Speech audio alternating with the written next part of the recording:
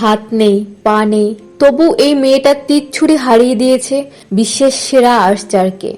ভারতের উড়িষ্যার এক সাধারণ পরিবারে জন্ম পায়েল নাগ। ছোটবেলায় জীবনটা ছিল একেবারে স্বাভাবিক, কিন্তু মাত্র 8 বছর বয়সে এক ভয়ঙ্কর বিদ্যুৎ দুর্ঘটনায় সে হারিয়ে ফেলে তার 2 হাত এবং 2 পা। অনেকেই ভেবেছিল এই মেয়ের জীবন এখানেই থেমে যাবে, এমনকি তার বাবা মাকে সবাই বলতো এই মেয়েকে বিষ খাইয়ে মেরে ফেলো। কিন্তু পায়েল থামেনি। সে আবার নতুন করে শিখেছিল মুখ দিয়ে লেখা, আঁকা আর নিজের জীবন গড়া। একদিন সে ভিডিওতে দেখে আরেক ভারতীয় আর্চার শীতল দেবীকে, যিনি জন্ম থেকে হাত ছাড়া হয়েও নিজের পা ও শরীরের ভারসাম্য দিয়ে তীর ছুঁয়ে বিশ্বজুড়ে অসাধারণ সাফল্য অর্জন করেছেন। সেই ভিডিওটা দেখে পায়েল নাগের মাথায় এক ভয়ঙ্কর স্বপ্ন আসে, আমিও তীরন্দাজ হব।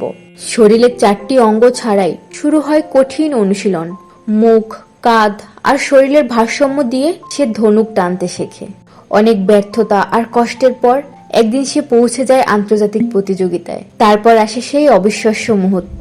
4 এপ্রিল 2026 সালে ওয়ার্ল্ড প্যারা আর্চারি সিরিজ প্রতিযোগিতায় পায়েল নাগ ফাইনালে হারিয়ে দেয় বিশ্বের 1 নম্বর আর্চার শীতল দেবীকে এবং জিতে নেয় স্বর্ণপদক।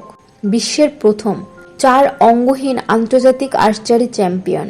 স্বপ্ন আর অদম্য চেষ্টা থাকলে অসম্ভব বলে কিছু হয় না।